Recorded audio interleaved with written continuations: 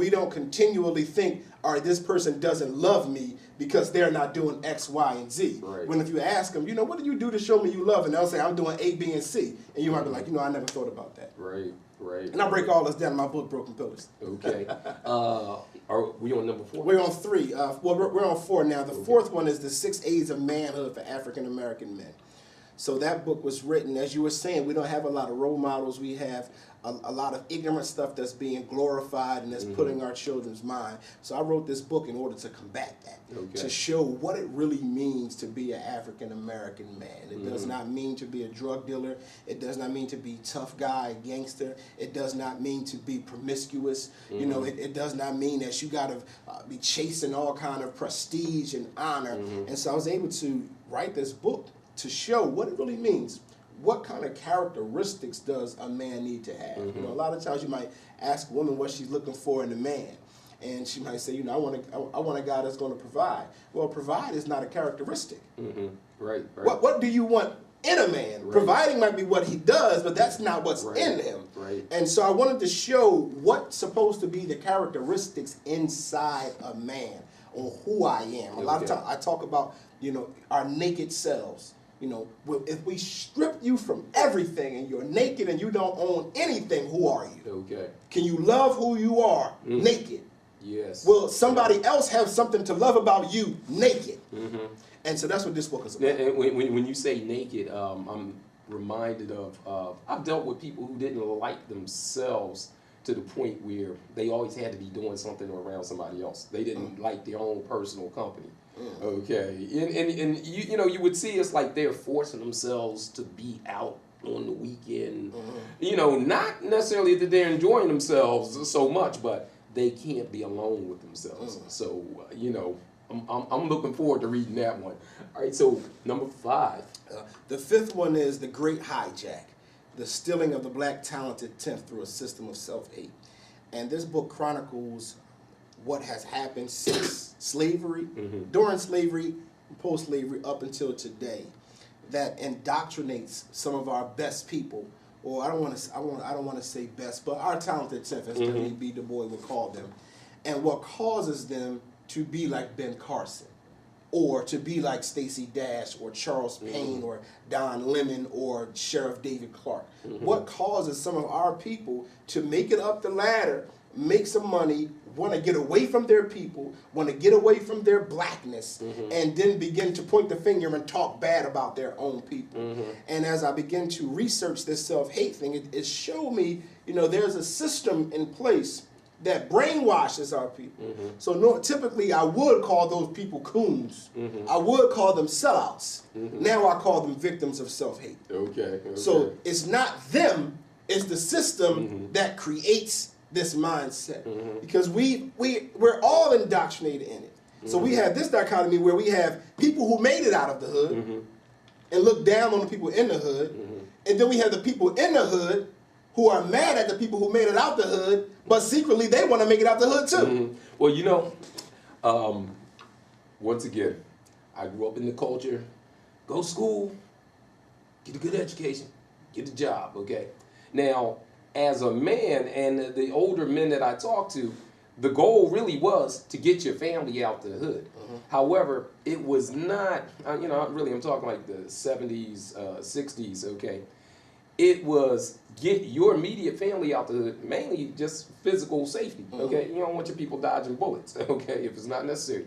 However, then you try to help your cousin, your aunt, you understand, your extended family is still in the hood. You took care of on first. But so what happened is sometimes when people make that and they make it to the suburbs, okay, they end up getting scared to come back.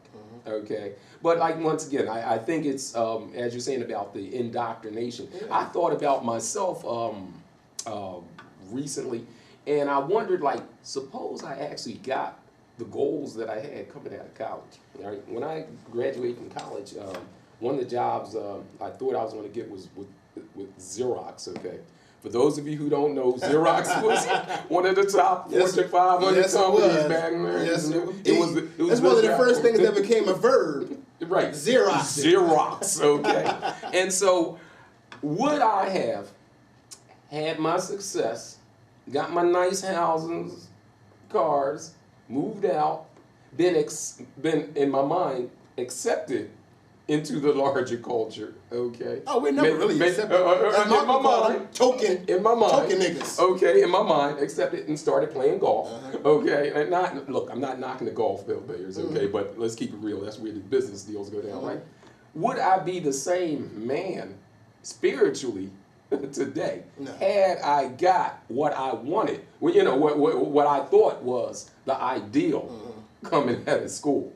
Okay, so I think sometimes our ups and downs is a blessing if we do learn from it. But yeah, we just got to make sure we're not being programmed. Right. Now we all get programmed now, and you're a year and a half older than me. Right.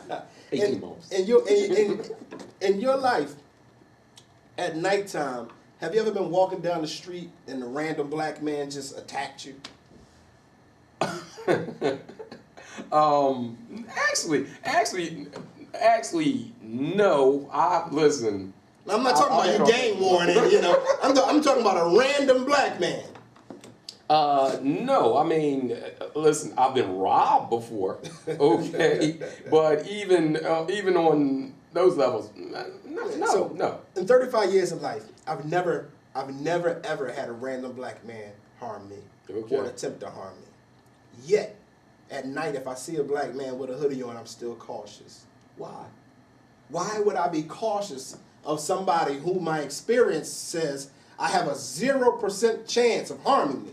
And it's because I'm conditioned for everything that they put on the news, everything they put in the music. Go ahead. I'm gonna disagree with you on that, just in the sense that. But how can you disagree? It never happened to me.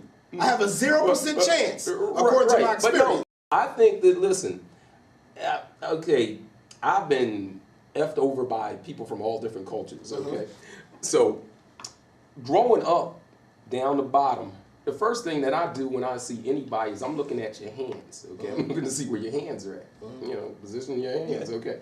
That's just automatic survival instinct, I think, that you grow up with.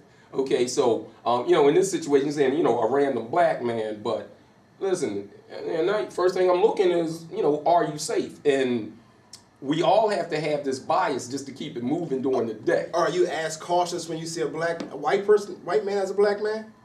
Yeah. Okay, that's different. I'm not. Listen, because like I tried to, flow in the corporate world, okay? Just the fact that you may have on a suit and tie means nothing to me, okay? No, I understand that, but I'm just saying, I need you're to the first know person who you ever are. that's had this response, and I've asked dozens of men. Black men aren't concerned with no white man that's walking towards them. They don't think the white man's going to harm them at all. But they do think it's a possibility that a black guy. And then you from another era. But I'm just saying, you refer, because I asked this question to so many men. Men that I counsel, I asked this men to my men's group. Every guy's, I never had a black man randomly harm me. But yes, I'm cautious, and I'm trying to figure out why. This is the funny thing. Maybe this is just me, okay? I don't have any problem going, any of what you would call like the hot spots in Philly, except for the white hot spots. I don't mess around Kensington. Seriously, it's like certain places, like I'm not trying to go there because in reality, I fear poor white people.